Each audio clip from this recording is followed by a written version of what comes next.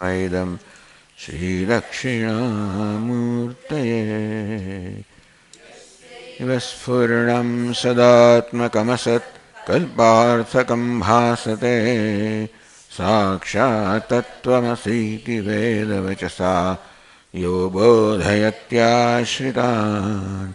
यत्साक्षात् करणाद् भवेन्न पुनरावृत्तिर्भवाम्भोनिधौ तस्मै श्रीगुरुमूर्तये नम इदं श्रीदक्षिणामूर्तये नानाच्छिद्रघटोदरस्थितमः दीपप्रभाभास्वरं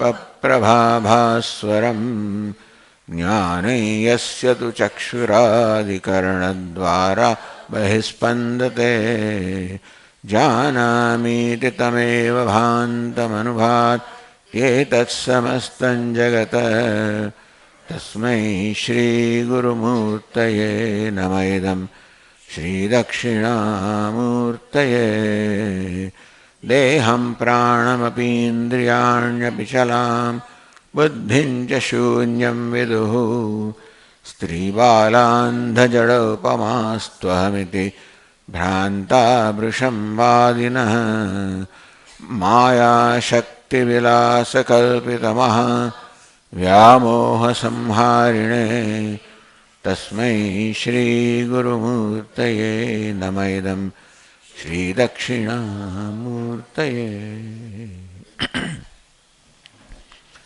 अथातो ब्रह्मजिज्ञासा जन्माद्यस्य यतः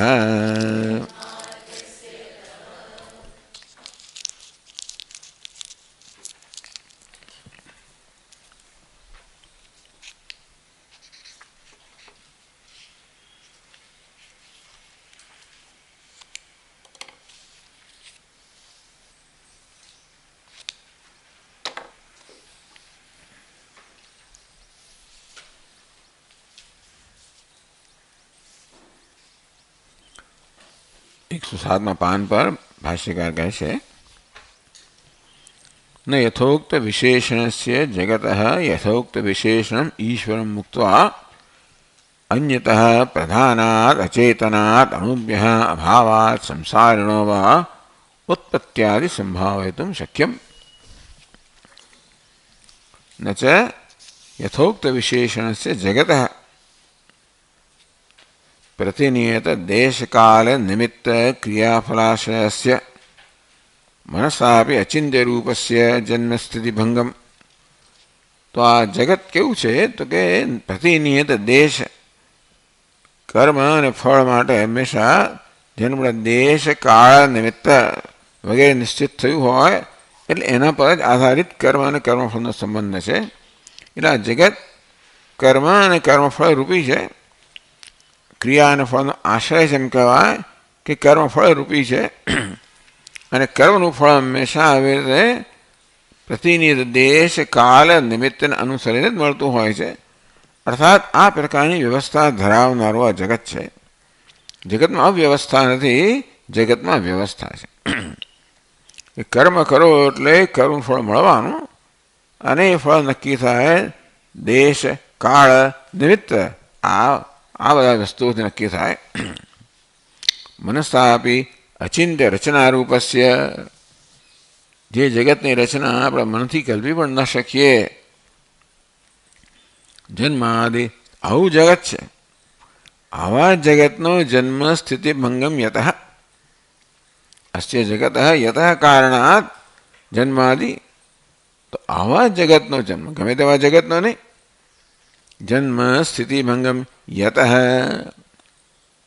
જે કારણથી જેમાંથી સર્વજ્ઞાત સર્વશક્તિ કારણાત ભવતી આવા જગતની ઉત્પત્તિ સ્થિતિ અને લય જે નિમિત્ત કારણ અહીંયા કહેવામાં આવ્યું સર્વજ્ઞ સર્વશક્તિમાન ઈશ્વરમાંથી ઈશ્વરને કારણે બને છે તદ બ્રહ્મ ઇતિ વાક્યશેષ સર્વજ્ઞાત સર્વશક્તિ એ પ્રકારના વિશેષણ આપ્યા એટલે નિમિત્ત કારણના વિશેષણ આપ્યા કે સર્વજ્ઞત્વ જોઈએ, સર્વશક્તિમત્વ જોઈએ. આ પ્રકારના જગતને ઉત્પન્ન કરવા માટે, એને જાળવવા માટે, એનો લય કરવા માટે, એનું નિયંત્રણ કરવા માટે, પણ જોડે જોડે ઈશ્વર ઉપાદાન કારણ છે એ પણ અહીંયા સૂચવવામાં આવ્યું. અર્થાત યતઃ અભિન્ન નિમિત્ત ઉપાદાન કારણ કહેવામાં આવ્યું.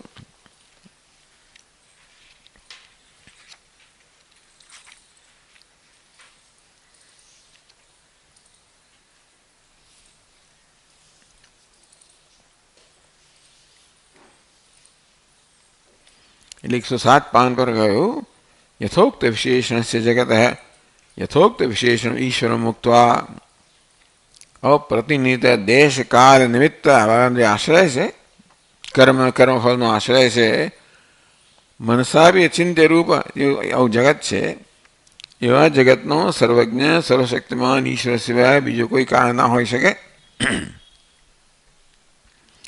પ્રધાન જે અચેતન છે, અણુ એટલે સાંખ્ય લોકોની કલ્પના છે, વૈશેષિકોની કલ્પના છે, અભાવાદ શૂન્યવાદીઓની કલ્પના છે, સંસારીણ હિરણ્યગર્ભ વગેરે ઉત્પત્ત્યાદિ સંભાવિતું ન શક્યમ. બીજા કોઈ કારણ જે બીજા તત્વચિંતકો પ્રસ્તુત કરતા હોય છે એવા કોઈ કારણ વડે આવા જગતની રચના સમજાવી ન શકાય કે જગતનું કારણ સમજાવી ન શકાય.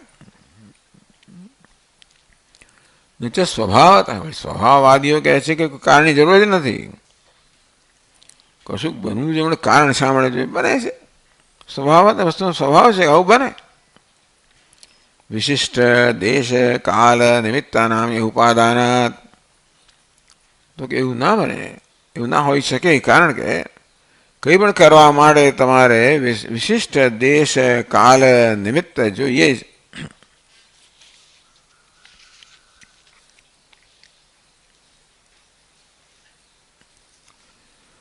જો આ પ્રકારની અપેક્ષા ન હોત, વિશિષ્ટ દેશ કાળ નિમિત્તની અપેક્ષા ન હોત, એ પ્રકારની વ્યવસ્થા જગતમાં ન હોત, તો અનપેક્ષત્વે ધાન્યાર્થીના ભૂ વિશેષે એટલે જે ખેડૂત છે જે અનાજ ઉગાડવા માગે છે એ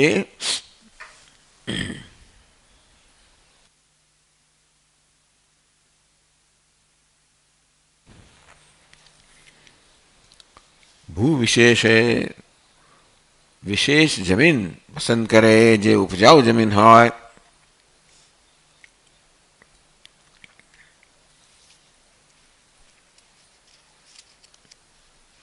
વર્ષાદિ કાલે સમય પસંદ કરે, વર્ષાદિ વગેરે માટે, તો કે બીજ રોપવા વગેરે માટે, બીજાદિ નિમિત્તે છે. તો આ પ્રકારે એ વિશેષ સ્થળ પસંદ કરે, ઉપજાઉ જમીન પસંદ કરે, કાળ પસંદ કરે, વર્ષા વગેરેનો કાળ પસંદ કરે, નિમિત્ત પસંદ કરે, જે પ્રકારનો પાક જોઈએ એ પ્રકારનો બીજ વગેરે પસંદ કરે. આપણે જોઈએ છીએ કે જગતમાં કંઈ પણ કર્મ કરવું હોય તો દરેક કર્મ માટે એના માટે યોગ્ય સમય છે, યોગ્ય સ્થળ છે અને યોગ્ય નિમિત્ત છે, એવું સર્વત્ર જોવામાં આવ્યું છે. અને તેથી આ સિવાય કોઈ કર્મ થઈ ના શકે. એટલે કે જગતની ઉત્પત્તિમાં કોઈ નિમિત્ત ના હોય, દેશ સ્થળ કાળ કશા વગર સ્વભાવથી જ જગત જન્મ્યું હોય, એવું હોઈ શકે જો જગતમાં સર્વત્ર સ્વભાવ પ્રવર્તમાન હોત. આ કારણ છે ને કાર્યમાં સર્વત્ર વ્યાપેલું હોય. એટલે જ વેદાંતિ લોકો કહે શૂન્યવાદીઓને કે શૂન્ય જગતનું કારણ હોત તો શૂન્ય સત ન હોવા આપણું સર્વત્ર પ્રવર્તમાન હોત. તો વસ્તુઓ છે એ જે સતત બધાનો અનુભવ થાય છે એ જ બતાવે છે કે છે એટલે સત. એટલે એવા કોઈક વિદ્યમાન કારણમાંથી આ જગતની ઉત્પત્તિ છે. અસત એટલે અવિદ્યમાનમાંથી, અભાવમાંથી નહીં. જે કારણ હોય કાર્યમાં પ્રવર્તમાન હોય, એટલે કાર્ય પરથી પણ આપણે કારણનું અનુમાન કરી શકીએ. પૂર્વોક્ત સર્વજ્ઞાતિ સર્વજ્ઞત્વાદિ વિશેષણકમ ઈશ્વર મુક્ત્વા જગત ઉત્પત્ત્યાદિકમ ન સંભવતી.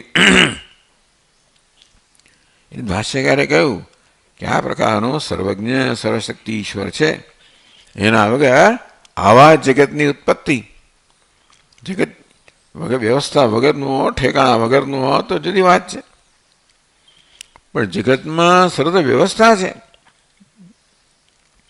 સર્વત્ર સર્વજ્ઞત્વ એ સર્વત્ર અભિવ્યક્ત છે. જ્યાં જુઓ ત્યાં આપણને સર્વજ્ઞત્વ દેખાય. આગળ વાત કરી છે ને કે આપણું આ અંગૂઠો છે, એની આ રેખાઓ છે, એ પણ સર્વજ્ઞત્વ બતાવે છે કે આ રેખાઓ અત્યારે બીજે ક્યાંય નથી, અબજો જે માણસો નથી, ભૂતકાળમાં ક્યારે હતી નહીં, ભવિષ્યમાં હશે નહીં. એ બતાવે છે કે ભૂત વર્તમાન ભવિષ્ય અસલનું જ્ઞાન ધરાવનાર જે સર્જક હશે એણે આ રેખાઓ સર્જી છે. આમ જ્યાં જુઓ ત્યાં, કારણ કે બધી જ વસ્તુઓ કેવી છે, અજોડ છે. એટલે કે અંગ્રેજીમાં યુનિક કહીએ, અજોડ. કોઈ બે વસ્તુ સર્વ રીતે સમાન હોય બને જ નહીં. અને તેથી દરેક વસ્તુ પોતાની વિશેષતા લઈને આવે છે. એ જ બતાવે છે કે આવું સર્જન કરવા માટે દરેક વસ્તુ અજોડ છે, અને માટે દરેકની વિશેષતા કંઈક રીતે જુદી હોય. માણસ બનાવે એમાં સમાન વસ્તુઓ આપણા મશીન પર બને બરાબર, ભગવાનના મશીનમાં કોઈ બે વસ્તુઓ સમાન નથી હોતી.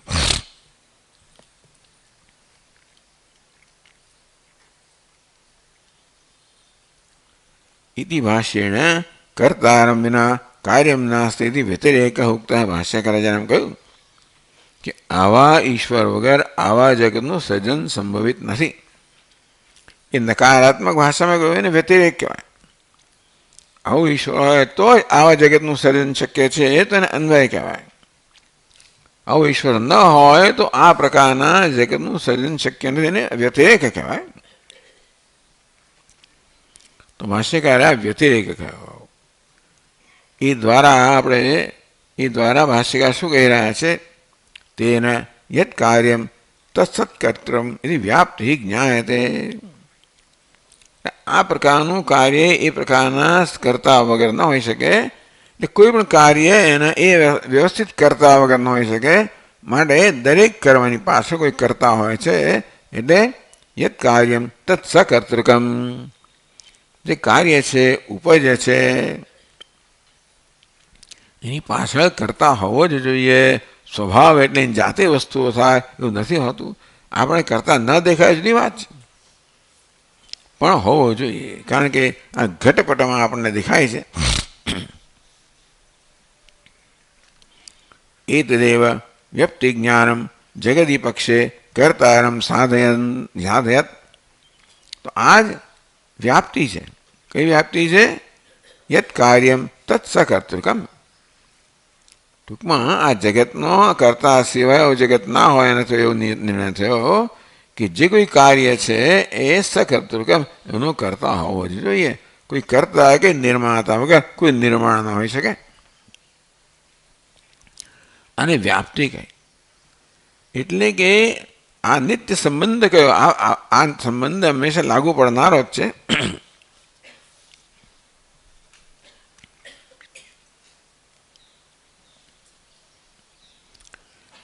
હવે નૈયાયિક પૂછે છે બહુ સરસ ભાઈ, તમે કહ્યું કે કાર્ય હોય એટલે કરતા હોવો જ જોઈએ. તો કે એતદેવ વ્યાપ્તિ જ્ઞાનમ જગતી પક્ષે કર્તારમ સાધયત સર્વજ્ઞેશ્વરમ સાધયતી. આપે જ કહ્યું કે આ જગત જે પક્ષે જગત જ્યારે જુઓ એના વિશે નિર્ણય કરવાનો હોય તો આવું અચિંત્ય જગત જે છે એનું સર્જક તો સર્વજ્ઞ સર્વશક્તિમાન હોવો જોઈએ. આમ જગતની પક્ષ જેના માટે નિર્ણય કરવાનો છે એ બતાવે છે કે એનો સર્જક હોવો જોઈએ. અને સર્વજ્ઞ ઈશ્વરમ સાધયતી, ભાષ્યકારે સમજાવી એનો સર્જક સર્વજ્ઞ સર્વશક્તિમાન હોવો જોઈએ. તો ભાઈ કેમ શ્રુત્યાયતી, તમે અનુમાનથી આ પ્રકારનો નિર્ણય કરી શકો તો શાસ્ત્રની શી જરૂર છે? યસ સર્વજ્ઞ સર્વવિદ, શાસ્ત્ર કહે છે સર્વજ્ઞ સર્વના જાણનાર ઈશ્વર છે, તો એની શું જરૂર છે? અહીંયા નૈયાયિકોનો એવો દાવો છે કે તમે અનુમાનથી જ બધું સમજાવી શકો. મારે શાસ્ત્ર પ્રમાણની જરૂર નથી, અનુમાન પ્રમાણ છે. શાસ્ત્ર ક્યારે પ્રમાણ બને? એ જ્યારે અનુમાનને અનુસરે અથવા અનુમાનનો વિરોધ ન કરે તો શાસ્ત્ર પ્રમાણ છે. બાકી શાસ્ત્ર સ્વતંત્ર પ્રમાણ નથી. અનુમાન સહાયકથી જ પ્રમાણ છે. અનુમાન સ્વતંત્ર પ્રમાણ છે. આવું નૈયાયિકોને કહેવું છે. અને એ લોકો કહે છે કે જો ભાઈ તમે જ કહ્યું, તમે જ અનુમાન કર્યું કે આ પ્રકારના જગતની રચના આ પ્રકારનું ઈશ્વર હોય તો જ થઈ શકે. એ રીતે આ જગત રૂપી કાર્ય છે, તમે ઈશ્વર રૂપી કર્તાનું અનુમાન કરો. તો કેમ શ્રુત્યાયથી? તો અનુમાનથી જ તમે ઈશ્વર વિશે નિર્ણય કરી શકતા હો, તો શ્રુતિ વડે ઈશ્વરનો નિર્ણય થવો જોઈએ એવી તમારો આગ્રહ કેમ છે?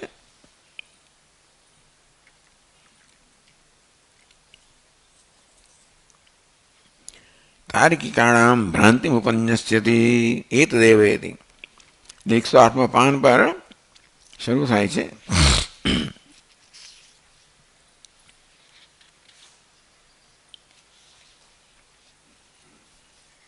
एतदेव अनुमानम संसार व्यतिरिक्त ईश्वर अस्तित्वादि साधनम मन्यन्ते ईश्वर कारणिनः.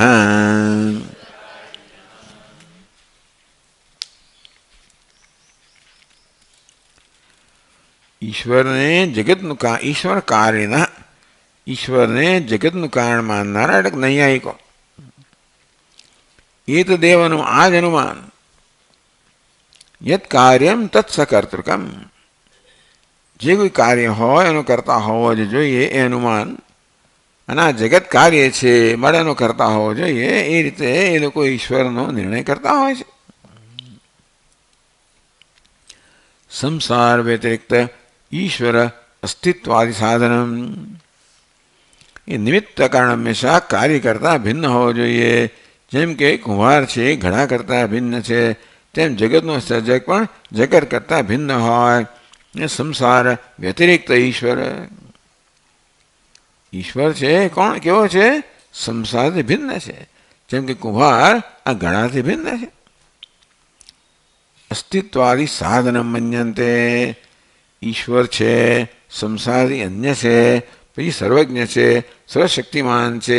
આ બધા ઈશ્વરના આ બધા તમે વિશેષણો નિર્ણય અનુમાનિત કરી શકો છો. એટલે તમારે શ્રુતિની શું જરૂર છે? એટલે ટીકાકાર એતદેવ અનુમાનમ, એટલે એતદેવ અનુમાનમેવ સાધનમ ન શ્રુતિ મન્યંતે યોજના.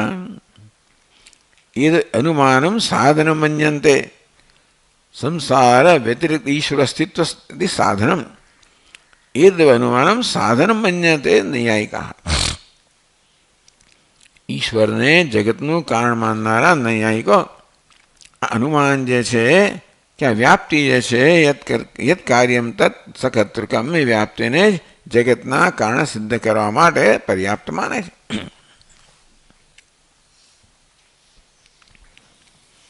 હવે જરા ધ્યાન રાખીને સાંભળવા જેવું છે અને વિચારવા જેવું છે.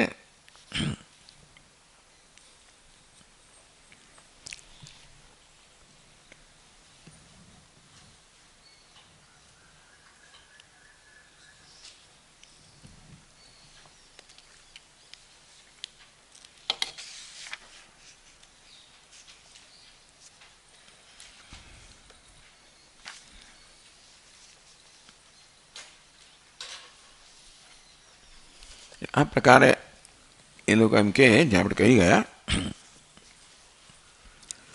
અંકુરાદિકમ સકર્તૃકમ, અંકુર ફૂટે ને આપણો, એટલે અંકુરાદિકમ સકર્તૃકમ, અંકુર વગેરે છે જે ઉત્પન્ન થાય છે એનું ઉત્પન્ન કરનાર કરતા હોવો જોઈએ. કાર્યત્વાદ યત કાર્યમ તત્ સકર્તૃકમ, સામાન્ય નિયમ કયો જે કાર્ય છે એ કરતાવાળો હોવું જોઈએ. તો અંકુર જે છે એને કાર્ય છે માટે એનું કરતા હોવો જોઈએ. ઘટવત આપણે જોઈએ છે કે ઘડો કોઈ કાર્ય છે એનો કરતા કુંભાર છે, હવે અંકુરનું કરતા જોતા નથી. એટલે વ્યાપ્તિ કહીને યત કાર્યમ તત્સકર્તૃકમ, જે કાર્ય હોય એનો કરતા હોવો જોઈએ. જેમ કે ઘડામાં એ આપણા અનુભવનો વિષય છે પણ નક્કી થયો, તો અંકુર પણ કાર્ય છે માટે એનો કરતા હોવો જોઈએ. અનુમાનેન સકર્તૃકત્વે સાધિતે સતી, અંકુર છે એનો કરનાર ઉત્પન્ન કરનાર કોઈ હોવો જોઈએ. કર્તુ અનેકત્વે ગૌરવાત, હવે એનો તો કેટલા આને ઉત્પન્ન કરનાર તો મતલબ માળી પણ છે અને પછી પ્રકાશ છે ને ફલાણું, તમે ઘણા એને કહો કે અંકુરની ઉત્પત્તિ માટે ઘણા કારણો છે બધા, તો કે ના ના અનેક બધા હોઈ ના શકે. તમને સૂર્યનો પ્રકાશ પણ જોઈએ, જળ પણ જોઈએ, પૃથ્વી પણ જોઈએ, આવા અનેક પરિબળો જોઈએ અંકુરને ઉત્પન્ન કરવા માટે. એટલે એ બધા પણ કરતા કહેવાય કે ના કહેવાય? તો કે ના, બધું કરતા અનેક હોય એ તો ઘણા બધા તમારા પરિબળોને તમારું કલ્પના કરવી પડે. એક જ કરતા હોવો જોઈએ.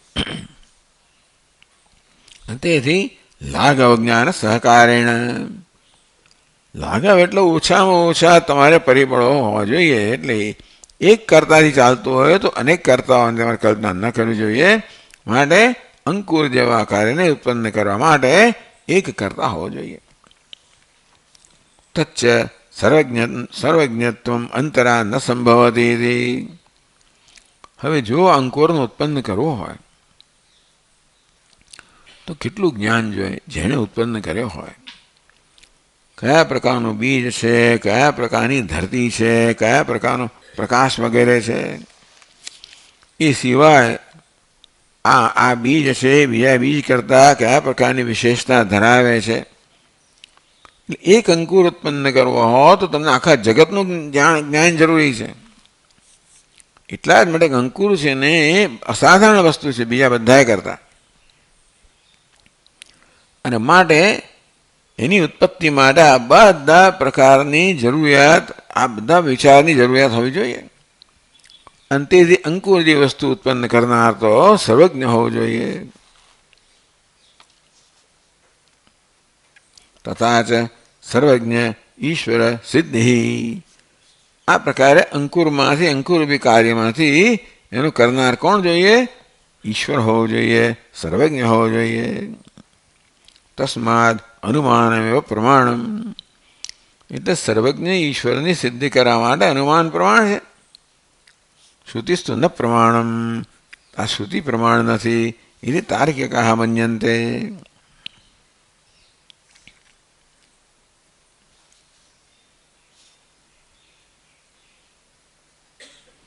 હવે આવું કહે ને, ધારો કે તમારી શ્રુતિ પ્રમાણે, એના તાર્કિકો પણ વૈદિકો છે. આ બધા લોકો પોતાને વૈદિક કહેવાવે છે. એટલે કે શું, ભાઈ અમે બધા વેદને પ્રમાણ માનનારા છીએ. હવે એમની કેટલું પ્રમાણ માનના શું છે, પણ એ લોકો બધા વૈદિક તો છે. હવે જ્યારે તાર્કિક આ પ્રકારની દલીલ કરે કે ઈશ્વરની સિદ્ધિ માટે અનુમાન પ્રમાણ છે, શ્રુતિ પ્રમાણ નથી, એટલે શ્રુતિનું પ્રામાણ્ય ન સ્વીકારે,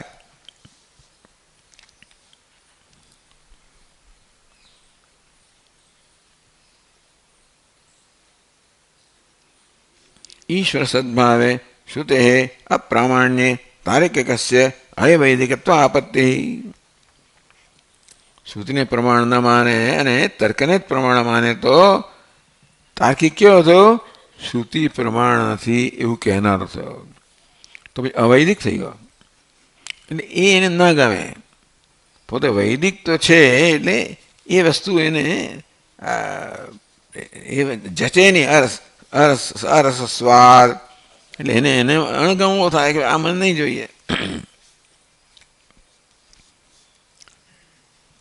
એટલે પછી કહે છે એટલે ટીકાકારે આ તાર્કિકના પક્ષે કહી રહ્યા છે ટીકાકાર. તો 108માં પાન પર છેલ્લી અથવા એતદ વ્યાપ્ત જ્ઞાનમેવ શ્રુતિ અનુગ્રાહક યુક્તિ માત્રત્વેન અસ્મત સંમતમ સદ અનુમાનમ સ્વતંત્રમિતિ મન્યન્તે ઇત્યર્થઃ. અથવા આપણે વેદાંતી લોકો અસ્મત સંમતમ એટલે કે વેદાંતી લોકોને સંમત છે કે આ વ્યાપ્તિ જ્ઞાન છે વેદાંતી લોકોને સંમત છે અને તેથી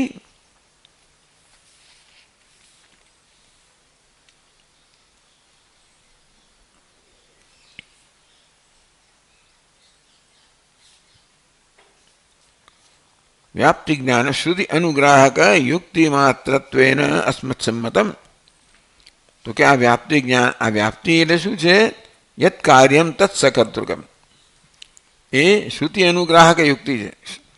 શ્રુતિ કહે છે જગતનો કર્તા છે અને આ અનુમાન છે પણ એને અનુગ્રાહક છે એટલે એને અનુકૂળ છે એને ઉપકારક છે.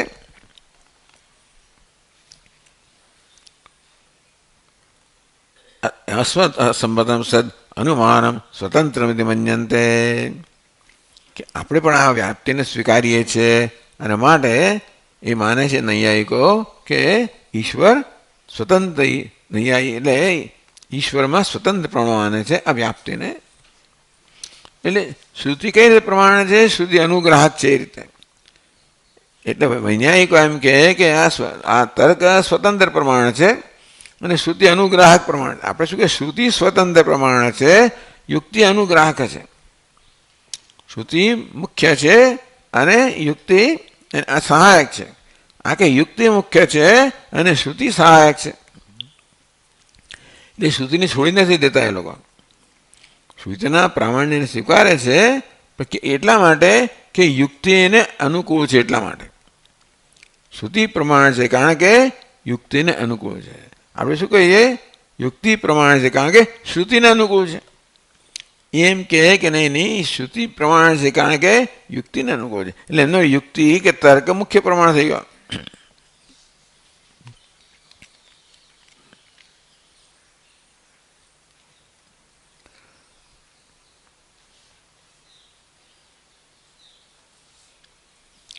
ईश्वर अस्तित्वादि साधनम એવું ભાષ્યમાં સર્વજ્ઞત્વમ આદિ શબ્દાર્થ સંસાર વ્યતિરિક્ત ઈશ્વર અસ્તિત્વાદિ આદિમાં શું આવે ઈશ્વર છે હોવાપણું સર્વજ્ઞત્વપણું વગેરે માટે આ તર્ક છે એ સાધન છે.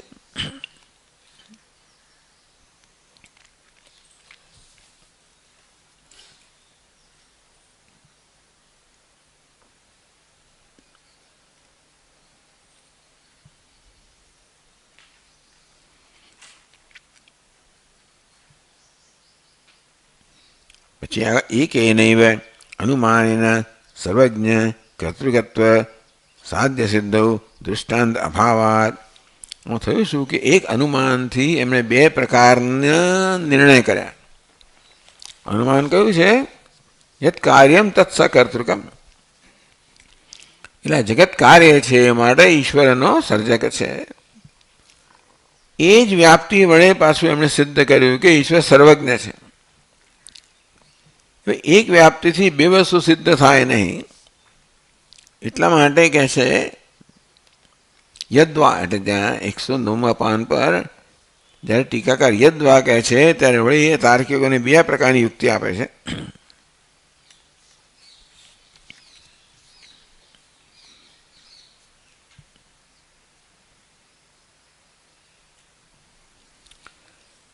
યદ્વા વ્યાપ્તિ જ્ઞાન સહકૃતમ એતદ લક્ષણમેવ અનુમાનમ સ્વતંત્ર મન્યન્તે ઇત્યર્થ. થોડો ફેર છે નહીતર એમ પણ એમાં કહેવાય કે ભાઈ વ્યાપ્તિ જ્ઞાન સહકૃતમ એતદ લક્ષણમ. વ્યાપ્તિ જ્ઞાન સહકૃતમ શ્રુતિ પ્રમાણ છે અથવા વ્યાપ્તિ જ્ઞાન સહકૃત લક્ષણ પ્રમાણ. કયું લક્ષણ જન્માદ્યસ્યતઃ. આ બે સૂત્રમાં લક્ષણ કહેવામાં આવ્યું કે જગતનો ઉત્પત્તિ સ્થિતિ લય જેને કારણે છે તે બ્રહ્મ છે. તો કહે છે કે ભાઈ આ વ્યાપ્તિ જ તમે કહી છે. આ લક્ષણ કહે છે ને જે લક્ષણ વ્યાપ્તિ જ્ઞાન સહકૃત લક્ષણ એવ અનુમાનમ.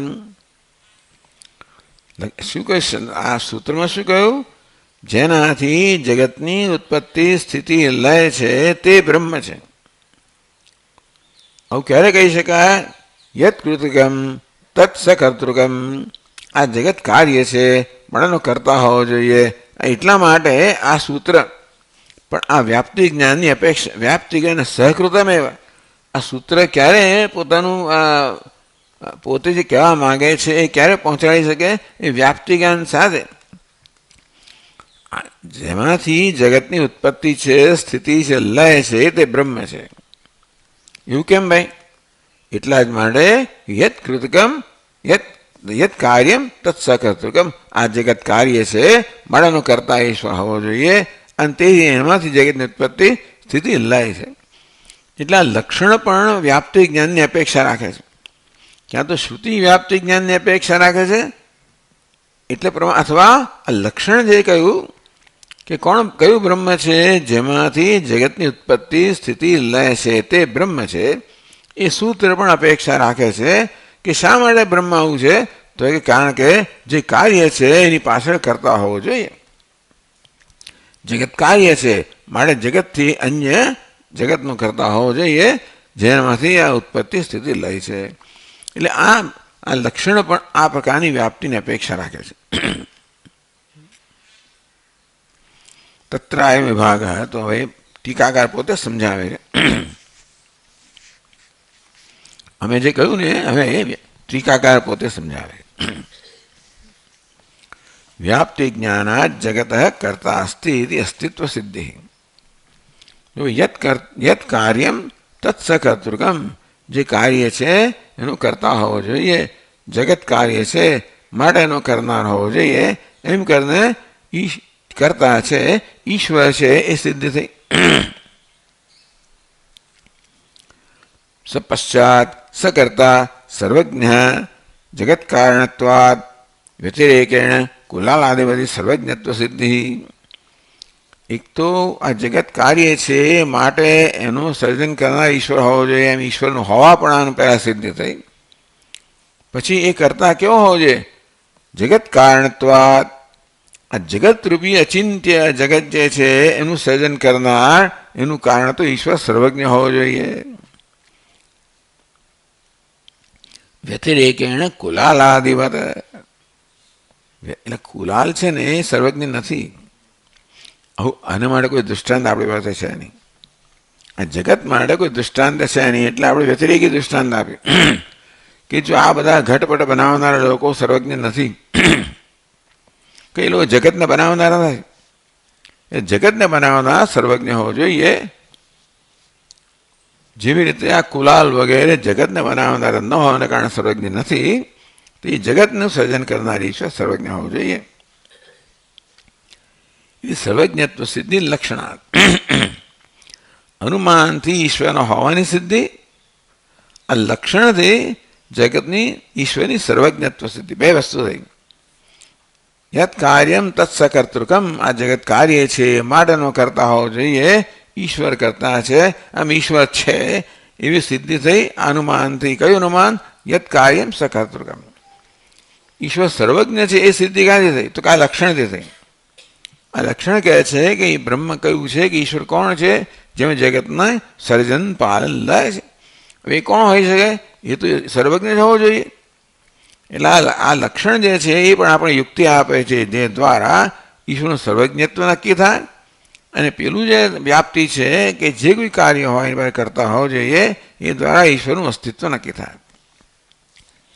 ઈશ્વર છે એ નક્કી કરવા માટે આ જગત કાર્ય છે માટેનો સર્જક ઈશ્વર હોવો જોઈએ. ઈશ્વર સર્વજ્ઞ છે એ શા પરથી? કારણ કે જે જગતનું સર્જક છે એટલે માત્ર ઈશ્વર જગતનું આ કારણ છે એવું નહીં, પણ કેવું કારણ છે? તો એવું સર્જન કરનાર, પાલન કરનાર, લય કરનાર એ પ્રકારનું નિમિત્ત કારણ છે, અને એ તો સર્વજ્ઞ જ કરી શકે. એટલે આ લક્ષણ જે આપણને ઈશ્વર વિશે કહ્યું એ ઈશ્વરની સર્વજ્ઞતા નક્કી કરે છે. સમજ બે વસ્તુ થઈ. ઈશ્વર છે ક્યાંથી નક્કી થયું? આ જગત કાર્ય છે માટે એનો સર્જક કારણ ઈશ્વર હોવો જોઈએ. ઈશ્વર સર્વજ્ઞ છે. કેમ? કારણ કે એ જગતનો સર્જક પાલક લય છે, તો સર્જન પાલન લય કરવા માટે તો એને બધું જ્ઞાન હોવું જોઈએ. માટે એ આ લક્ષણે જે કહ્યું કે ઈશ્વર જગતનો કે બ્રહ્મ જગતનું સર્જક પાલક લય કરતા છે, એ પરથી ઈશ્વર કે બ્રહ્મ સર્વજ્ઞ છે નક્કી થયું. હોવાપણા માટે પેલું અનુમાન અને સર્વજ્ઞતા માટે આ લક્ષણ.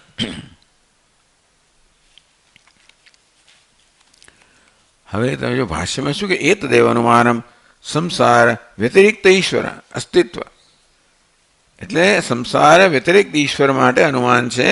યત કાર્યમ તત્સકર્તૃકમ આદિ સર્વજ્ઞ એ માટે આ લક્ષણ છે. સાધનમ મન્યંતે ઈશ્વર કાર્યના મન્યંતે માને છે. ટીકાકાર કહે છે અત્ર મન્યંતે ઇતિ અનુમાનસ્ય આભાસત્વમ સૂચિતમ. આ નૈયાયિકો માને છે કે આ પ્રકારે પોતે ઈશ્વરની સિદ્ધિ કરે છે, પણ ખરેખર તો એ લોકો ભ્રમમાં છે. આ અનુમાન નથી, અનુમાનનો આભાસ છે. અનુમાન કયો ને યત કાર્યમ તત્સકર્તૃકમ, જે કાર્ય છે એનો કરતા હોવો જોઈએ એ અનુમાન છે ને, એ આભાસ છે, અનુમાન નથી. કોણ કહે છે? વેદાંત. હવે જુઓ કોણ કોને કહે છે કે આપણે આ જ વસ્તુ આપણે આ જ દલીલો કરતા હોઈએ છીએ, પણ આપણે આ દલીલો શેના માટે કરીએ તો કે શ્રુતિ જે છે એને અનુકૂળ શ્રુતિને સમજવા માટે. આ નૈયાયિકો આ પ્રકારનું સ્વતંત્ર પ્રમાણ તરીકે ગણે છે. વેદાંતિન લોકો પણ આ દલીલ કરે યત કાર્યમ તત્સકર્તૃકમ, જગત કાર્ય છે એનું કરતા હોવો જોઈએ. શા માટે કરે? શ્રુતિ કહે છે કરતા છે, માટે એને અનુરૂપ આ છે, માટે આ તર્ક વાપરીએ. નૈયાયિક લોકો સ્વતંત્રતયા તર્કથી ઈશ્વરની સિદ્ધિ કરવા માંગે, એને માટે અહીંયા આગળનું ખંડન છે. આપણે એમ કે આપણે એનું ખંડન કેમ કરે છે? આ તો જાણીતી વસ્તુ છે ને. યત કૃતિકમ યત કાર્યમ, જે કાર્ય સકર્તૃક હોવું જોઈએ, એમાં શું નવું છે? તો કે ના કોણે કહ્યું નવું નથી? વેદાંતિને કહે છે કે ભાઈ એ તો શ્રુતિ કહે છે, માટે સ્વતંત્ર તમે ના કહી શકો. સ્વતંત્રતા તમે કહી શકો કે કાર્ય શ્રવણ કરતા, એટલે કહે છે જો તથા હિ અંકુરાદુતાવત જીવત. ચાલ અંકુર છે બરાબર, હવે એનો કરતા કોણ છે? અંકુર આવે ને ઘડો બળો, બરાબર, અંકુરની વાત કરો. અંકુરાદુતાવત જીવ કરતા ન ભવતી. અંકુર વગેરેમાં જીવાત્મા તો આપણે તો બીજ રોપી પણ અંકુરનો કરનાર હું તો નથી, કારણ કે આપણી પાસે આપણે નથી કર્યું અને આપણે એનું જ્ઞાન પણ નથી. તો જીવાત ભિન્નસ્ય, અને જીવ સિવાયનો જે હોય ચેતન હોય, એક જીવ ચેતન છે. આ જીવ ચેતન છે એ જો અંકુર માટેનું કારણ ના હોય તો જીવ શું અન્ય કહે છે એ તો અચેતન છે, ઘટની જેમ. અને માટે જીવ સિવાયનો અંકુરનો કરતા ના હોઈ શકે. ઇતિ વ્યતિરેક નિશ્ચયાત. એટલે આ અંકુર રૂપી કાર્ય છે એ કરતા, એનું કરતા છે એવું ક્યાંય નક્કી કર્યું તમે? કોણ એનું કરતા છે? યત કાર્યમ તત્સકર્તૃ વ્યાપ્તિ જ્ઞાન અસિદ્ધિ. જો આ આપણે દલીલો કરીએ પેલા નૈયાયિકો સામે, તો નૈયાયિક છે ને આ વ્યાપ્તિ કે અનુમાન માત્રથી ઈશ્વરને સિદ્ધ કરવા માગે છે. એમ કહે છે કે ઈશ્વરને સિદ્ધ કરવા માટે શ્રુતિની આવશ્યકતા નથી. આપણે કે તમારું આ વ્યાપ્તિ જ્ઞાન પર્યાપ્ત નથી. ચાલો અંકુર રૂપી કાર્ય તમે લો કે તેનો, અને કોણ ઉત્પન્ન કરે છે? કોઈ જીવ ઉત્પન્ન કરે છે કે ના? જીવ છે, બાકી તો અચેતન, બીજું કોણ ઉત્પન્ન કરે છે? એટલે અંકુર છે માટે એનો કોઈ સ્વતંત્ર કરતા હોવો જોઈએ એવું ક્યાં નક્કી થયું? યત કાર્યમ તત્સકર્તૃકમ, જે કાર્ય હોય એનો કરતા હોવો જોઈએ એવું આ અંકુરમાં અપવાદરૂપ થઈ ગયો. વ્યાપ્તિ જ્ઞાન અસિદ્ધિ. યત કાર્યમ તત્સકર્તૃકમ, આ વ્યાપ્તિ તમે કહી અંકુરના કિસ્સામાં એ સિદ્ધ થતી નથી, માટે એ વ્યાપ્તિ બધે લાગુ નથી પડતી. જરા બે ચાર વાર સાંભળવું પડશે, પણ તો પછી ખ્યાલ આવશે કે શું કહી રહ્યા છે.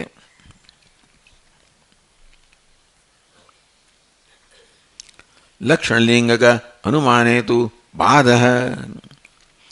ચાલો તમે કહો છો ને તમારા સૂત્રમાં લક્ષણ લિંગક અનુમાન. લક્ષણ કયું છે? જન્માદ્યસ્ય હતા યત બ્રહ્મણ જે બ્રહ્મમાંથી જગતનો જન્મ વગેરે થાય છે, જેમાં જગત વગેરે જન્મ થાય એ બ્રહ્મ છે. એ અનુમાન બને કે નહીં? આ જગત વગેરેનો જન્મ જેમાંથી છે તે બ્રહ્મ છે. એ લક્ષણમાં જ અનુમાન આપી દીધું. લક્ષણ લિંગ કા લક્ષણ જે લિંગ છે એવું અનુમાન જે છે તું બાદ આ જ કહે છે કે બ્રહ્મ છે જગતનું કારણ છે. તો કે ભાઈ વારો બાદ તમે કહો છો એ વસ્તુ સંભવ નથી. કેમ? આ શરીરસ્ય આ બ્રહ્મ કેવું છે? શરીર વગરનું છે. બ્રહ્મ કેવું છે? શરીર ધરાવે છે, મન બુદ્ધિ ધરાવે છે. કેવું છે? નિર્વિકાર છે, નિર્મળ નિર્વિશેષ છે. નિર્વિશેષમાં જ્ઞાન કેવું જન્મે? તમે મને કહો. એ કહે છે અશરીરસ્ય જન્ય જ્ઞાન અયોગાત. આ શરીર એટલે શું? શરીર વગરનો છે. જે શરીર વગરનો હોય એમાં જ્ઞાન જન્મી શકે નહીં. જન્ય યજ્ઞાનમ તદ મનોજન્યમિતિ વ્યાપ્તિ વિરોધેન. જે કોઈ જ્ઞાન છે એ તો મનમાં જ જન્મે છે. અંતેથી નિત્ય જ્ઞાન સિદ્ધે. બ્રહ્મમાં તો ઉપાધિ નિરુપાધિક છે. અંતેથી એને મન પણ નથી. હંમેશામાં જ્ઞાન બધું મનમાં જ જન્મતું હોય. બ્રહ્મ મન છે નહીં, મળે બ્રહ્મમાં જ્ઞાન જન્મી શકે નહીં. મળે સર્વજ્ઞ કેવી રીતે હોય? સમજ પડે છે?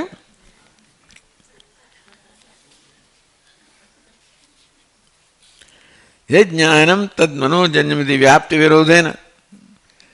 આપણા અનુભવ છે કે જે કંઈ પણ જ્ઞાન હોય હંમેશા મનમાં જન્મતું હોય છે.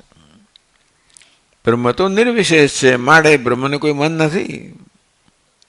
તો બ્રહ્મ જ્ઞાન જન્મી જ ના શકે. જન્ય જ્ઞાન તો અયોગાત. બ્રહ્મમાં મન નથી, માટે બ્રહ્મમાં કોઈ જ્ઞાન જન્મી ના શકે. જો જ્ઞાન જન્મી ના શકે તો સર્વજ્ઞ કેમ કહેવાય? અને સર્વજ્ઞ ના હોય તેને કારણ કેમ કહી શકાય?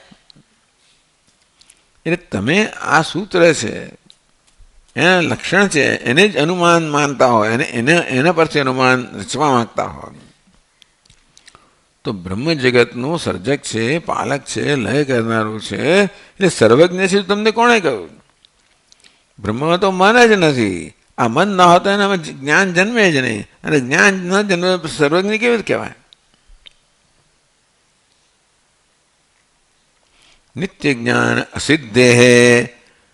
એટલે જ્ઞાન જન્મે, નવું જ્ઞાન ન જન્મે. નિત્ય જ્ઞાન અસિદ્ધે, જ્ઞાન અભાવ નિશ્ચયાત. તો બ્રહ્મમાં જ્ઞાન નિત્ય જ્ઞાન ન હોઈ શકે. અને માટે બ્રહ્મમાં જ્ઞાન નથી. જ્ઞાન અભાવ નિશ્ચયાત. જ્ઞાનનું સાધન નથી. એટલે બ્રહ્મમાં જ્ઞાન નથી. તો પછી સર્વજ્ઞ કેમ હોય? તેથી આ સૂત્ર પર આધારિત બ્રહ્મને સર્વજ્ઞ સિદ્ધ ના કરી શકો તમે. આ સૂત્રમાં કહ્યું કે જગતની ઉત્પત્તિ, સ્થિતિ, લય જેમાંથી છે એ બ્રહ્મ છે. એ પરથી તમે બ્રહ્મ સર્વજ્ઞ છે એવું કીધું સિદ્ધ કરો. બ્રહ્મ તો નિર્વિશેષ છે, એમાં કોઈ મન વગેરે છે એની જ્ઞાનનું સાધન નથી. તો જ્ઞાન જન્મે નહીં. અને તેથી નિત્ય જ્ઞાન અસિદ્ધે. એમાં નિત્ય જ્ઞાનની અસિદ્ધિ થાય, માટે જ્ઞાન અભાવ નિશ્ચયાત. જો બ્રહ્મ જ્ઞાન જ ન જન્મે તો બ્રહ્મ જ્ઞાન જ નથી. એટલે જ્ઞાન અભાવ નિશ્ચય થયો. બ્રહ્મ જ્ઞાન વગરનું છે એવું નિશ્ચય થયો. કારણ કે જ્ઞાન જન્મવા માટે જે સાધન છે મન, એ તો એનામાં છે નહીં. કહેવાનો અર્થ એ છે, આ વિધાનને શું કહે છે કે આ પ્રકારે તમે યુક્તિથી ઈશ્વર નિશ્ચય કરવા માગતો કે ઈશ્વર છે, એ ના થાય. કારણ કે અંકુર છે એનો કરતા કોણ નક્કી કરે છે? ઈશ્વર સર્વજ્ઞ છે એ નક્કી ના થાય. કારણ કે જુઓ ને, ઈશ્વર અને આ બ્રહ્મ છે એમાં તો જ્ઞાનનું સાધન જ નથી. મને કેવી રીતે સર્વજ્ઞ હોય?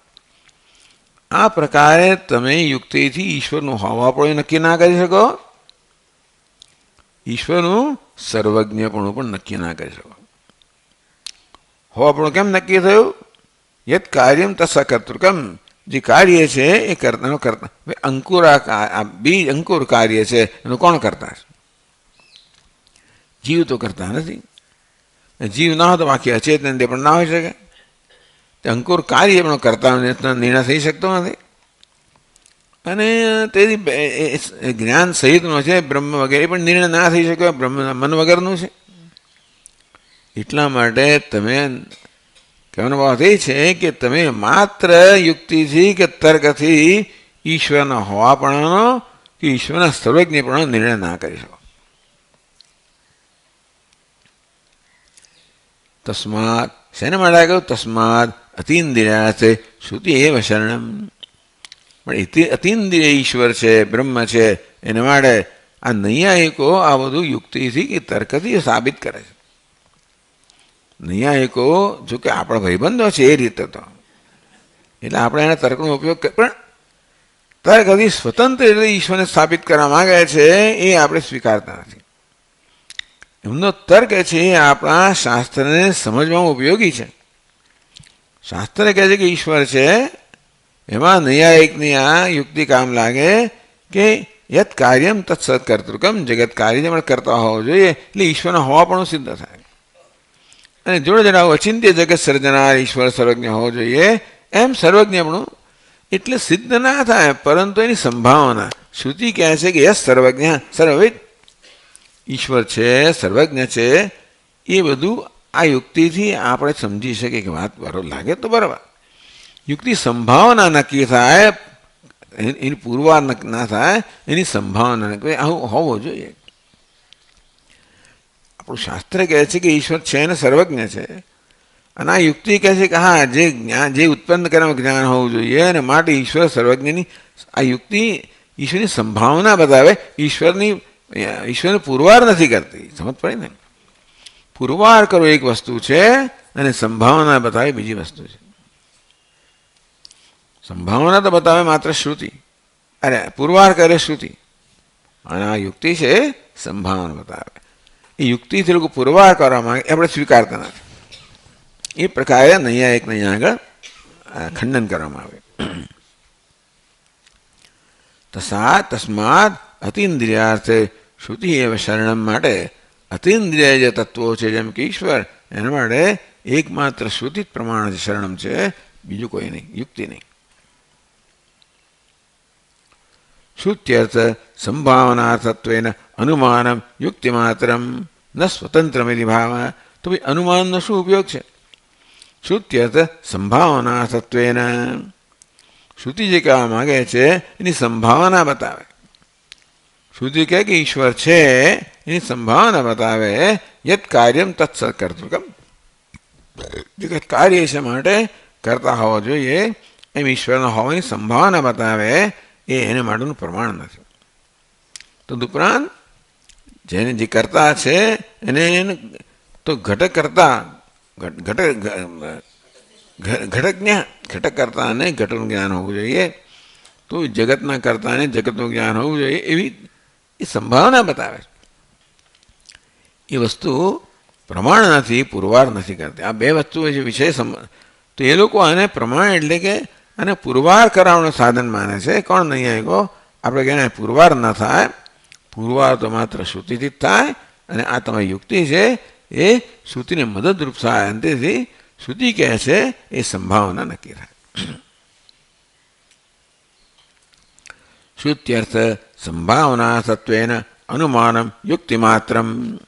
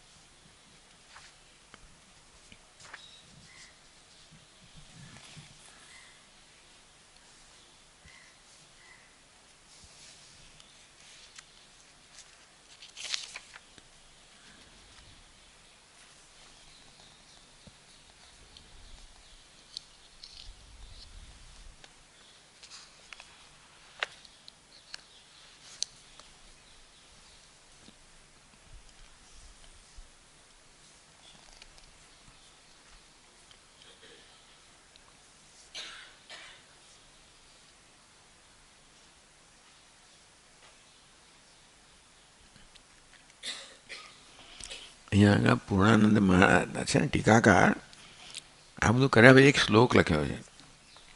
સર્વજ્ઞમ કારણમ ખાદે કૃષ્ણાખ્યમ શ્રુતિ સંમતમ.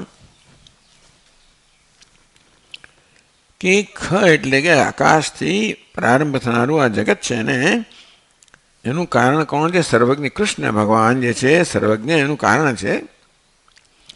શ્રુતિ સંમતમ, શ્રુતિ કહે છે માટે, યુક્તિથી નહીં પરંતુ શ્રુતિ નક્કી થાય કે કૃષ્ણ ભગવાન જે છે કૃષ્ણ એમના ઈષ્ટ દેવતા છે, માની લઈએ એ જગતના કરતા છે, સર્વજ્ઞ છે. વંદેહમ ઈશ્વરમ વગેરે તો ઈશ્વરનું વંદન કરું છું. એમ કરીને એમણે વચ્ચે મંગલાચરણ કર્યું. કારણ કે આમાં થયું શું કે નૈયાયિકોની યુક્તિનું ખંડન કર્યું ને, નૈયાયિકો ઈશ્વરને સિદ્ધ કરે છે, સર્વજ્ઞ એની યુક્તિનું ખંડન કર્યું. એ રીતે આપણે જાણે કે ઈશ્વરના હોવાપણાનું સર્વજ્ઞત્વનું પણ થોડું ખંડન કર્યું એવું થઈ ગયું. ત્યાં કર્યું નથી પણ એવું થઈ ગયું. એટલે અપરાધ થઈ ગયો ભગવાનનો કે ભગવાન તું મને માફ કરજે કે આ શ્રુતિને પ્રમાણ પૂરવા કરવા માટે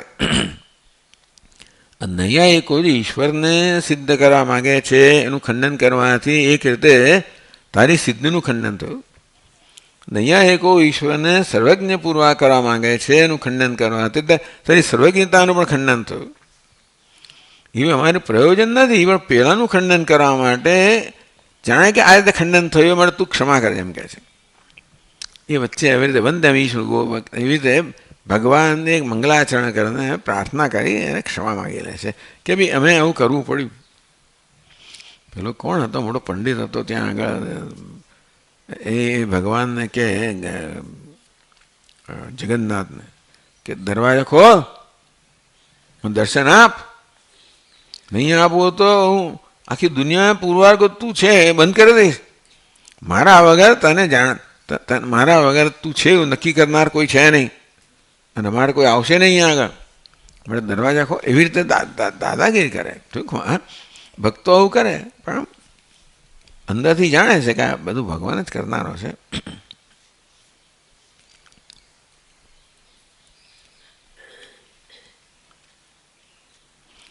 એટલે ફરી એકવાર વાક્ય વાંચીએ. તસ્માદ અતિન્દ્રિયાર્થે શ્રુતિ એવ શરણમ. પણ અતિન્દ્રિય વિષયમાં શ્રુતિ જ માત્ર શરણ છે, પ્રમાણ છે. શ્રુત્યર્થ સંભાવનાર્થત્વેન અનુમાનમ યુક્તિ માત્ર ન સ્વતંત્રમિતિ ભાવ. શ્રુતિમાં જે કહેવામાં આવ્યું એના અર્થની સંભાવના માટે અનુમાન છે, યુક્તિ છે, એ સહાયક છે, સ્વતંત્ર પ્રમાણ નથી. હવે આગળ નનું પાછું એદમ અયુક્તમ શ્રુતે અનુમાનાંતરભાવમ અભિપ્રેત્ય ભવદીય સૂત્રકૃતા અનુમાનસ્યૈવ ઉપન્યસ્ત્વાદિતિ વૈશેષિકા શંકતે. વૈશેષિકા નૈયાયિક હતો. આ સરખા જ છે, બધા આમ તાર્કિકો જ છે. પણ કહે છે ઇદમ અયુક્તમ. આપ જે કહો છો કે ભાઈ આ તર્કથી ઈશ્વર પુરવાર ના થઈ શકે એ અયોગ્ય છે. શ્રુતે અનુમાનાંતરભાવ અભિપ્રેત્ય. શ્રુતિ પણ અનુમાનને અંતર્ગત છે. એટલે શ્રુતિ અનુમાનથી વધીને જતી નથી એમાં સ્વીકારીને ભવદીય સૂત્ર કરતા અનુમાન છે. ટૂંકમાં આ સૂત્રમાં જન્માદ્યસ્ય યત એ સૂત્રમાં જન્મ સ્થિતિ ભંગ આ જગતનો જેમાંથી છે એ બ્રહ્મ છે એ દ્વારા તમારા સૂત્રકારે પણ ભવદીય સૂત્ર કરતા આપના સૂત્રકારે પણ અનુમાન જ બતાવ્યું છે. બ્રહ્મનું લક્ષણ આપતા કહ્યું કે જેમાંથી જગતની ઉત્પત્તિ છે, સ્થિતિ છે, લય છે, એ બ્રહ્મ છે એમ કરીને અનુમાન જ કહ્યું. ટૂંકમાં આપના સૂત્રકારે પણ અનુમાનનો જ ઉપન્યાસ કર્યો છે આ સૂત્રમાં. આપ કેમ કહો છો કે ભાઈ અનુમાન પ્રમાણ નથી? આપના સૂત્રકારે જ અનુમાનનો આશય લીધો છે આ લક્ષણ આ સૂત્રમાં. એટલે ભાષ્યકાર કહે છે નનું. એટલે 110 પાન પર ભાષ્ય કહે છે પહેલી પંક્તિમાં નનુ ઇહાપી તદેવ ઉપન્યસ્તમ જન્માદિ સૂત્રે.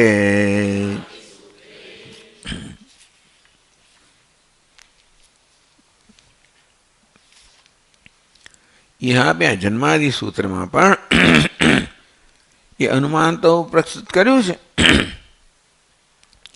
यहाँ पे तदेव यहाँ भी जन्मादि सूत्रे तदेव उपन्यस्तम. આ જન્માદિ સૂત્ર છે જન્માદ્યસ્યતઃ. એ સૂત્રમાં પણ એ જ અનુમાન જ કહેવામાં ઉપન્યાસ પ્રસ્તુત કરવામાં આવ્યું છે. એવું છે કે નહીં? અનુમાન તો છે આમાં, એવું વૈશેષિક કહે છે.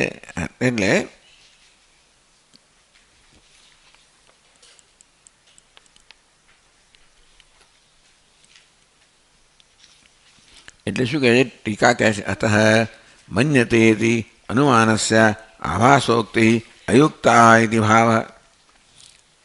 આપે કહ્યું મન્યંતે કરીને અનુમાન જે છે એ નબળું છે, અનુમાનનો આભાસ છે. તો કે વાત બરોબર નથી. આપણી અનુમાન આભાસ નથી,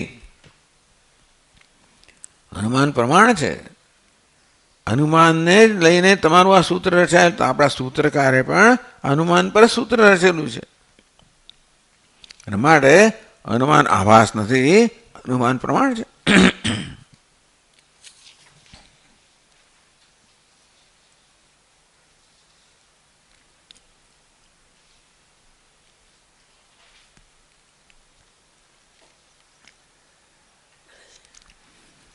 એટલે રત્નપ્રભા કહે છે 110 પાન પર, यदि श्रुतीनां स्वतन्त्रमानत्वं न स्यात् तर्हि तत्त्वसमन्वयादित्यादिना तासां तात्पर्यं सूत्रकृत न विचारयेत. સૂત્રકાર શું કરે છે એ આપણે બતાવવું પડે ને. એ કહે છે આપના સૂત્રકાર છે એમણે જ અનુમાનનો આશ્રય લઈને આ તમારું સૂત્ર રચ્યું છે જન્માદિ. એ સૂત્ર જ અનુમાન પર રચાયેલું છે. આપણે કહે નહીં ભાઈ, સૂત્ર શ્રુતિ પર રચાયું છે, અનુમાન પર. સૂત્ર શેના પર રચાયું છે? સૂત્રનું મૂળ અનુમાનમાં છે કે સૂત્રનું મૂળ શ્રુતિમાં છે? પેલો કે તમારું સૂત્રનું મૂળ જ અનુમાનમાં છે, એટલે અનુમાનને આપ કેમ આભાસ કરી શકો? આપણે કહીએ નહીં, સૂત્રનું મૂળ અનુમાનમાં નથી, સૂત્રનું મૂળ શ્રુતિમાં છે.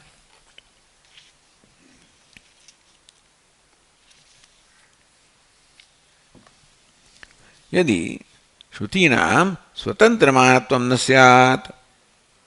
आप કહો છો એ પ્રમાણે અનુમાન જો પ્રમાણ હોય ને શ્રુતિ તો પછી શ્રુતિ ગૌણ હોય, તો यदि श्रुतीनां स्वतंत्रमानत्वं न स्यात्, જો શ્રુતિ સ્વતંત્ર રીતે પ્રમાણ ન હોત, અનુમાન દ્વારા જ પ્રમાણભૂત બનતી હોય આપના કહેવા પ્રમાણે, એટલે શ્રુતિ સ્વતંત્ર રીતે પ્રમાણ ન હોત તો તત્વ સમન્વયા, ચોથું સૂત્ર છે તત્વ સમન્વયા ઇત્યાદિના તાસામ તાત્પર્યમ સુતકૃત ન વિચારે.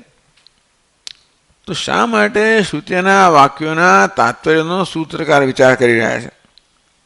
પેલું કહે છે આપના સૂત્રકારે જ વાસ્તવમાં અનુમાન પર આ સૂત્ર રચ્યું. તો અમારા સૂત્રકાર શું કરે? એવું નથી કરતા. અમારા સૂત્રકારે કહ્યું તત્વ સમન્વયા.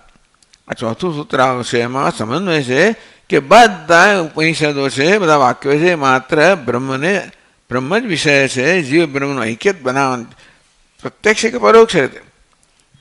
ઉપાસના વાક્યો હોય તો કે સૃષ્ટિના વાક્યો પરોક્ષ રીતે, નહીં તો બ્રહ્મ મહાવાક્યો પ્રત્યક્ષ રીતે. પણ એક જ વસ્તુ છે આ શ્રુતિના, એટલે બધા ઉપનિષદનો એક જ વિષય છે, જીવ બ્રહ્મ ઐક્ય. એ સમન્વય બતાવે છે. એ સૂત્રમાં શું કહે છે? સમન્વય એટલે કે બધાનું એક જ તાત્પર્ય છે. તત્વ સમન્વયાદ ઇત્યાદિના તાસામ તાત્પર્ય સુતકૃત ન વિચારે. સૂત્રકૃત એટલે સૂત્ર કરનાર, એટલે કે બાદરાયણ ઋષિ જેમણે સૂત્રની રચના કરી, એ આ પ્રકારે બધા ઉપનિષદના વાક્યોનું તાત્પર્ય નિર્ણય કરીને વિચાર કરીને નિર્ણય પર આવ્યા કે બધાનો એક જ તાત્પર્ય છે, અને તે છે બ્રહ્મમાં. તસ્માત ઉત્તર સૂત્રાણામ શ્રુતિ વિચારાર્થત્વાત. એટલે કે ભાઈ આ સૂત્રો છે ને એ અનુમાનનો વિચાર નથી, એ તો શ્રુતિનો વિચાર છે. પેલા એ શું કહ્યું? આ સૂત્ર છે ને જન્માદિ સૂત્ર, એ અનુમાન પર રચાયેલું છે. કયું અનુમાન? આ છે યત કાર્યમ તત્સકર્તૃકમ, એના પર જ આ સૂત્ર રચાયેલું છે. પેલો કે ચાલ આ સૂત્રને છોડો, આગળના સૂત્રો જુઓ. તો પછીનું સૂત્ર છે તત્વ સમન્વયાત. એમાં સમન્વય કરવામાં આવ્યો, બધાને એક વાક્યતા કહેવામાં આવી અને કહ્યું કે બધા જ વાક્યો જે છે ઉપનિષદના અને શાસ્ત્રના બધા એક જ પ્રયોજન છે અને તે છે જીવ બ્રહ્મ ઐક્ય. એમ કરીને એ સૂત્રમાં અન્યત્ર સૂત્રકારે આ વેદાંત વાક્યના અર્થનો વિચાર કર્યો છે, ત્યાં અનુમાનનો વિચાર નથી કર્યો.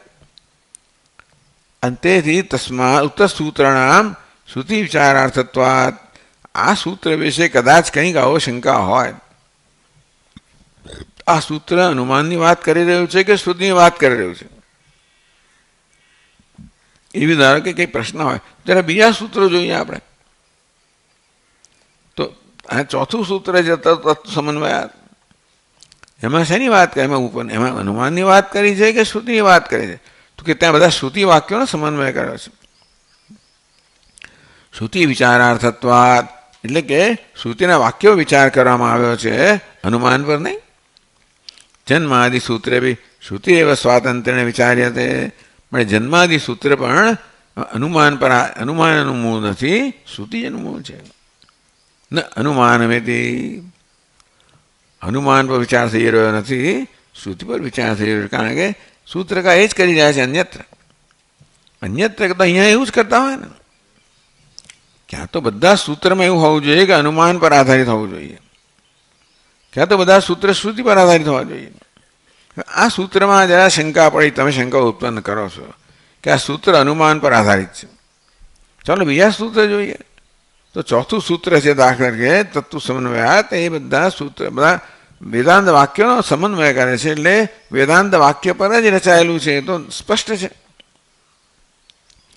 શ્રુતિ વાક્યાર્થત્વાત એટલે એ બધા સૂત્રો તો શ્રુતિ એના વાક્ય છે એનો અર્થ કહેનારા છે. અમારે જન્માદિ સૂત્રે બી શ્રુતિ એવ સ્વાતંત્ર્ય વિચાર્ય છે, એટલે માટે આ જન્માદિ સૂત્ર પણ શ્રુતિનો વિચાર કરે છે, અનુમાનનો નહીં. ન અનુમાનમિતિ પરિહરતી, એટલે કે આની સૂક્ષ્મતા સમજવા જેવી છે આ બધા દલીલોની, કે પૂર્વ પક્ષી શું કહેવા માગે છે, સિદ્ધાંતિ શું કહેવા માગે છે. પૂર્વ પક્ષી કહેવા માગે છે કે સૂત્રકાર પણ અનુમાન પરથી જ આ સૂત્ર રચેલું છે.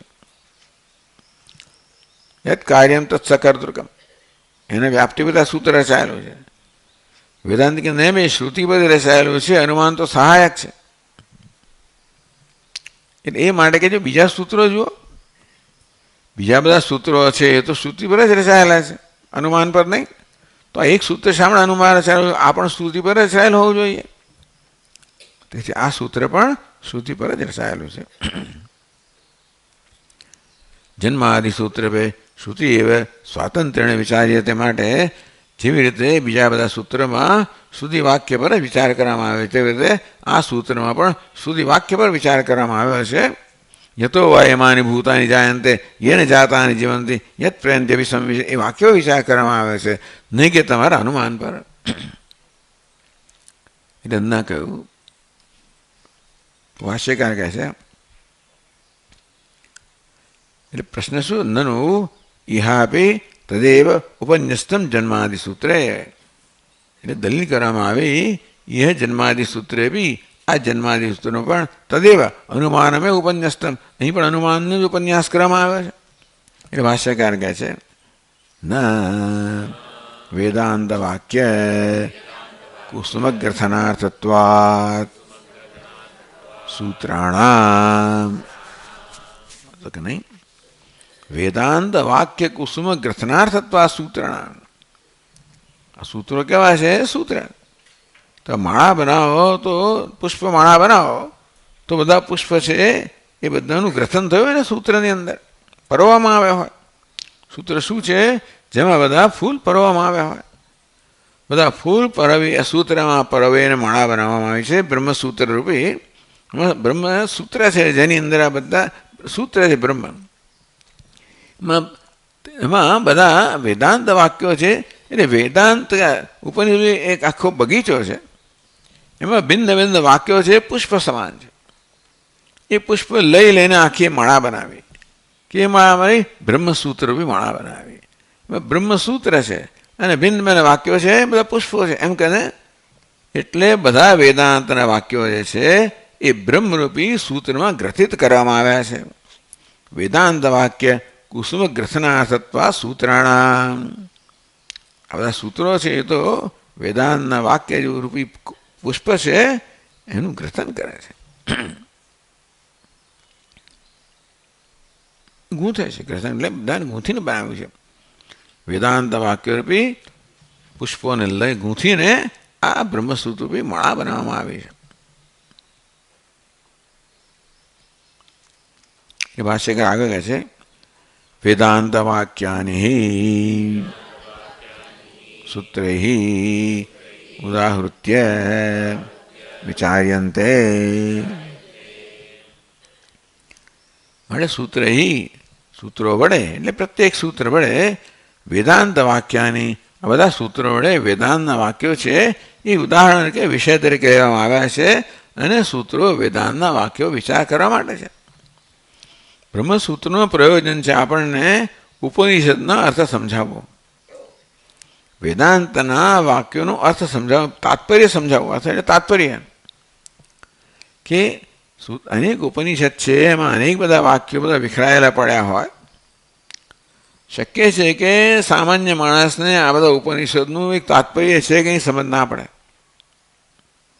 એવું લાગે ઉપરથી કે ભાઈ આ ઉપનિષદ આમ કહે છે, પેલું ઉપનિષદ બીજું કહે છે, ત્રીજું કહે છે. હવે વિદ્વાનોનો મત છે અને તેથી સામાન્ય જિજ્ઞાસુ છે તો વિચાર ગૂંચવાઈ જાય.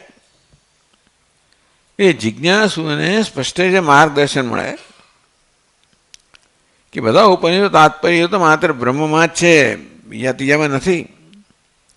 મુખ્ય વાક્યો એને માટે છે, બાકીના વાક્યોને અવાંતર વાક્યો સમજાવવા માટે છે.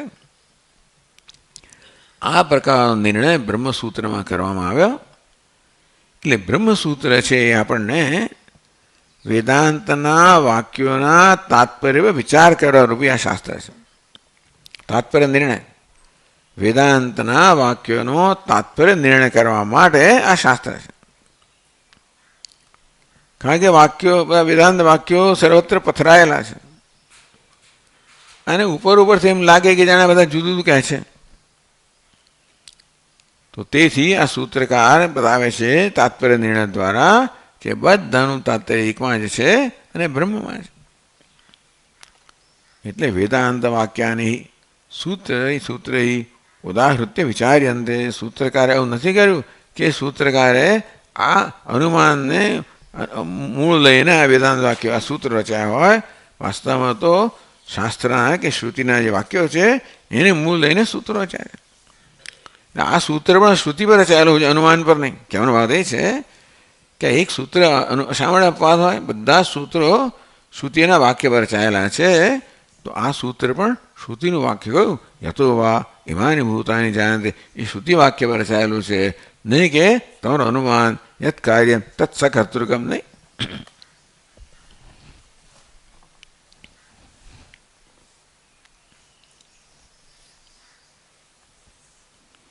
આગળ કહે છે વાક્યાર્થ વિચારણ અધ્યવસ્થાન નિર્વૃતા હે બ્રહ્માવગતિ ન અનુમાનાદિ પ્રમાણાંતર નિર્વૃતા.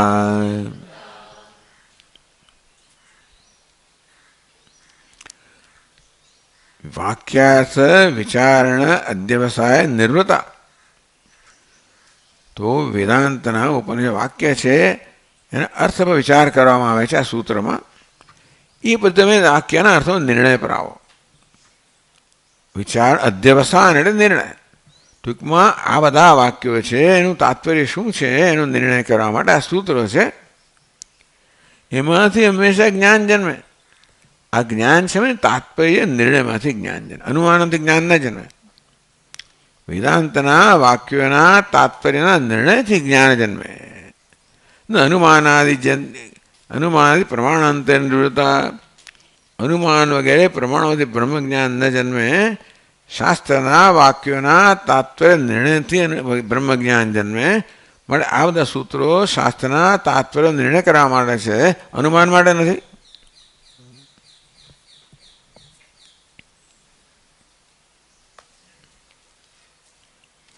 એટલે ટીકા કહે છે કિંચ મુમુક્ષો બ્રહ્માવગતિ ઈષ્ટા અભીષ્ટા.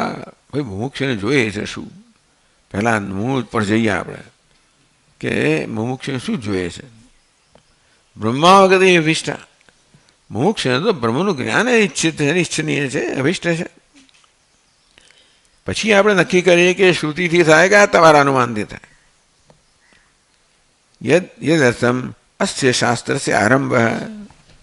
આ બ્રહ્મસૂત્રરૂપી શાસ્ત્ર છે શેના માટે છે? મુમુક્ષને બ્રહ્મજ્ઞાન જન્મે માટે. પછી બાકી બધું છોડો તમે. હું શેના માટે શાસ્ત્ર છે? મુમુક્ષને બ્રહ્મજ્ઞાન જન્મે એને માટે. વેદાંત શાસ્ત્રમાં એના માટે છે, બ્રહ્મસૂત્રમાં એના માટે છે. યદર્થમ અસ્ય શાસ્ત્રસ્ય આરંભ. જે પ્રયોજનથી આ શાસ્ત્રનો આરંભ થયો શેના માટે? જેથી મુમુક્ષમાં બ્રહ્મજ્ઞાન જન્મે. સાચે ન અનુમાન. એ બ્રહ્મજ્ઞાન અનુમાનમાંથી જન્મવાનું નથી. ત્યારે તત્વમ ઔપનિષદમ પુરુષમ વેદ. આ યાજ્ઞવલ્ક્યને સાકલ્યના સંવાદમાં આવ્યું. તત્વમ ઔપનિષદમ પુરુષમ વેદ. તું પેલા ઉપનિષદ એક ગમ્ય. ઉપનિષદ એટલે ઉપનિષદ એક ગમ્ય. માત્ર ઉપનિષદથી જાણી શકાય એવા પુરુષને પરમાત્મા તું જાણે છે? નથી જાણતો. પણ ત્યાં આ પ્રકારે કહેવામાં ઔપનિષદમ પુરુષમ. પુરુષ એટલે પૂર્ણ પરમાત્મા. ઔપનિષદ એટલે ઉપનિષદ એક ગમ્ય. ત્યાં પુરુષને પરમાત્માને એક ઉપનિષદ એક ગમ્ય બતાવવામાં આવ્યો.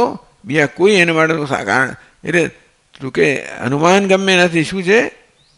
શાસ્ત્ર ગમ્ય છે. ઉપનિષદમ ઉપનિષદ એક ગમ્ય છે. એટલે બ્રહ્મ છે એ માત્ર ઉપનિષદથી જ જાણી શકાય. અને તે એવો નિર્ણય છે. તર્ક તો એનું સહાયક છે, તર્ક મુખ્યનું સાધન નથી.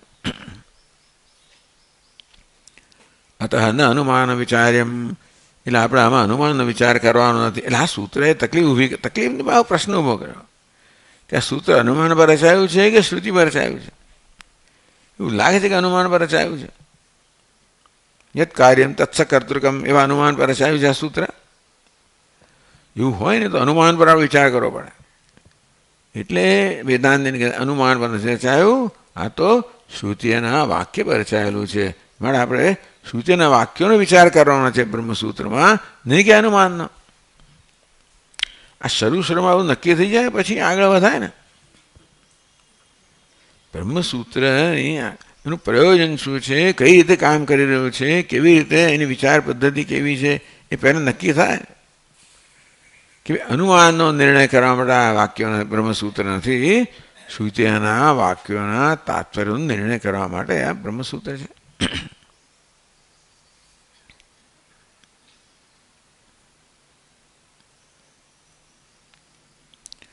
એટલે ભાષ્યકારે કહ્યું વાક્યાર્થ વિચારણ અધ્યવસાન નિવૃત્તા હિ બ્રહ્માવગતિ. એ ટીકાકાર સમજાવે છે વાક્યાર્થ વિચારણ અધ્યવસાન વાક્યસ્ય તદર્થસ્ય ચ વિચારાત યદ અધ્યવસાનમ. વાક્યાર્થ વિચારણ એટલે વાક્ય છે ઉપનિષદ વાક્ય. એ તો એવાની ભૂતાની જાય વાક્ય. તદર્થ એનું શું અર્થ છે, એટલે કે એનું શું તાત્પર્ય છે, એના પર વિચાર કરવો જોઈએ. વાક્ય પર ને વાક્યના અર્થ પર વિચાર કરવો જોઈએ. વાક્ય પર વિચાર એટલે શું? આ વાક્યનું શું સ્થાન છે, આ વાક્યનું શું પ્રયોજન છે, અને પછી એનો શું અર્થ છે. એટલે વાક્યનું આખું શાસ્ત્રમાં કયું સ્થાન છે અને વાક્ય તેથી શું કયા પ્રયોજનથી આ વાક્ય છે, પછી આ વાક્યનો શું અર્થ છે. એટલે માત્ર વાક્યનો અર્થ પર્યાપ્ત નથી, શાસ્ત્રમાં વાક્યનું શું પ્રધાન છે પણ જોવું પડે. એટલે એક શ્લોકનો અર્થ પર્યાપ્ત નથી, સમગ્ર શાસ્ત્રની દ્રષ્ટિએ પણ આ શ્લોકનું શું સ્થાન છે સમજવું પડે. એ તાત્પર્ય નિશ્ચય હે. એટલે વાક્યને પણ જાણવું જોઈએ, એના અર્થને પણ સમજીને એના તાત્પર્યનો નિશ્ચય થાય. પ્રમેય સંભવ નિશ્ચય છે, એને કારણે બ્રહ્મનો નિશ્ચય થાય. આ બધા શાસ્ત્રોનું તાત્પર્ય તો બ્રહ્મમાં જ છે. માટે શાસ્ત્રના તાત્પર્ય નિશ્ચય કરવો એટલે બ્રહ્મનો નિશ્ચય કરવો. તેને જાતા બ્રહ્માવગતિ, એમાંથી બ્રહ્મનું જ્ઞાન જન્મે. મુક્ત એ ભવતી, એ બ્રહ્મ જ્ઞાન છે એ મુક્તિનું સાધન છે ઇત્યર્થ. અત્ર સંભવ બાદ અભાવ.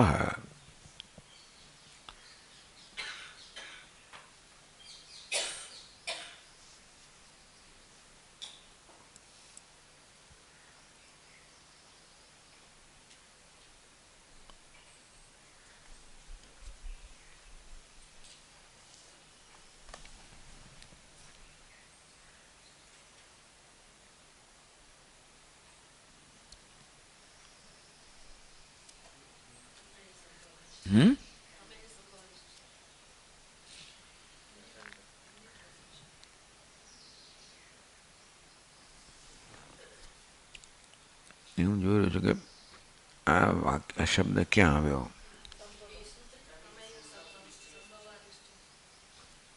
તમે એવા હા પ્રમેય અહીંયા વાંચ્યું પ્રમેય સંભવ નિશ્ચયશ્ચ તત સંભવ ત્યાં અહીંયા જાય સંભવો બાદ અભાવ ટૂંકમાં પ્રમેય માટે પ્રમેયનો અબાધિત તત્વ છે. પ્રમેય સંભવ નિશ્ચયશ્ચ અત્ર સંભવ બાદ અભાવ એટલે કે આ પ્રમેય અબાધિત છે. આ બ્રહ્મ કેવું છે? સત્ય છે, અબાધિત છે, એનું એનું એનું એનું જ્ઞાન પણ અબાધિત છે અને મોક્ષ પણ અબાધિત છે.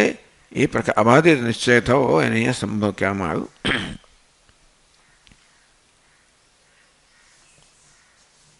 બરોબર, ચાલો આપણે કાલે આગળ ચાલુ રાખશું.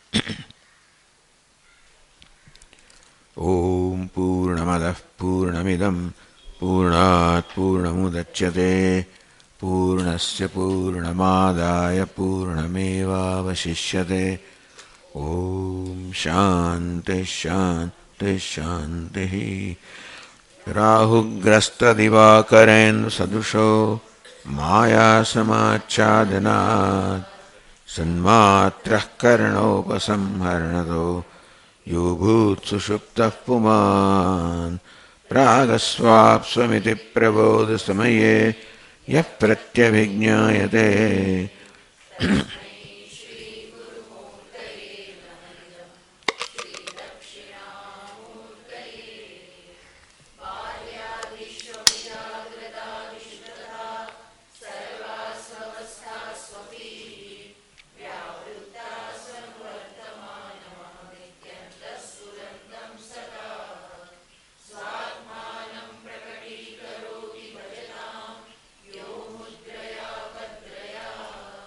તસ્મૈ શ્રી ગુરુમૂર્તયે નમઃ ઇદં શ્રી દક્ષિણામૂર્તયે.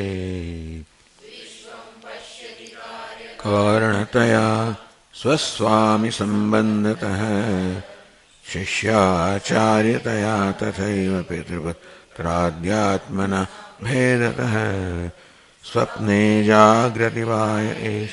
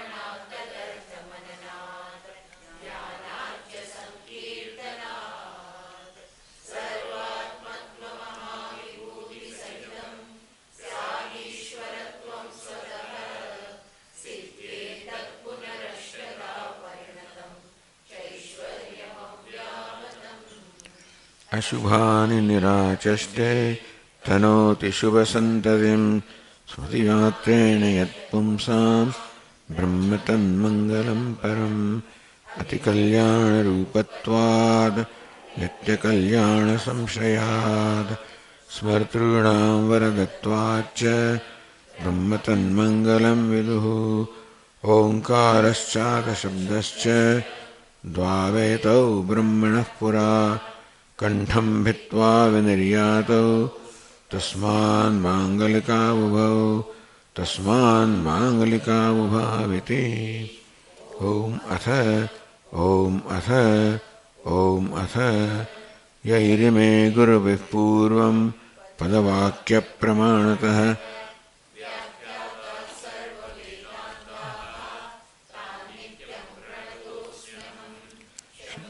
शङ्कराचार्यं केशवं बादरायणम्